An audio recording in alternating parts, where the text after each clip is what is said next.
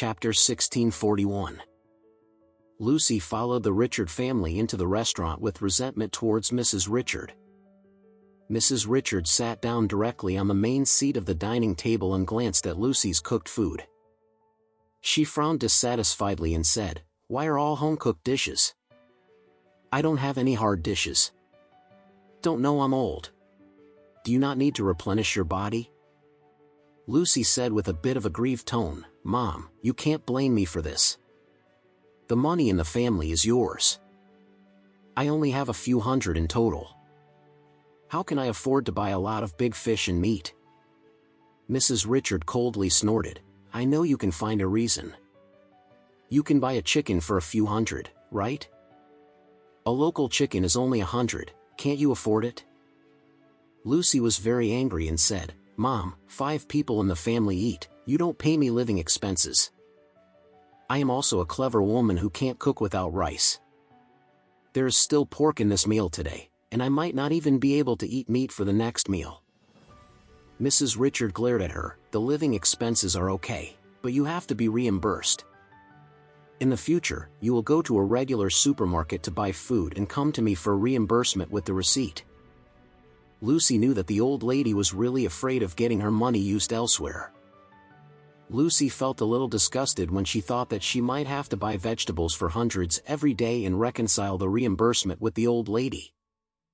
But she didn't show it. She just said smoothly, "Okay, since Mom is not too troublesome, then we will check the accounts once a day from now on." Mrs. Richard smiled sarcastically, "I don't find it troublesome, the old lady is very energetic." Lucy didn't pick her up with interest, picked up the bowl and took a couple of mouthfuls.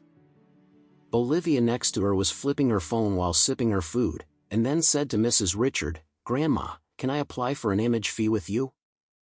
Mrs. Richard frowned and asked, "What image fee?" Olivia behaved and said, "Grandma, look, I am now the commercial director of our Richard Group. This commercial director usually specializes in external affairs. After going out, it represents the image of our company. So my dress, even cosmetics and skincare products have to meet our company's positioning." Mrs. Richard gave her a white look and said, "Don't be arguing with me here, just say what you want." Olivia said, "Grandma, I want to apply for $100,000 to buy a bag, buy new clothes, and buy some cosmetics and skincare products." $100,000?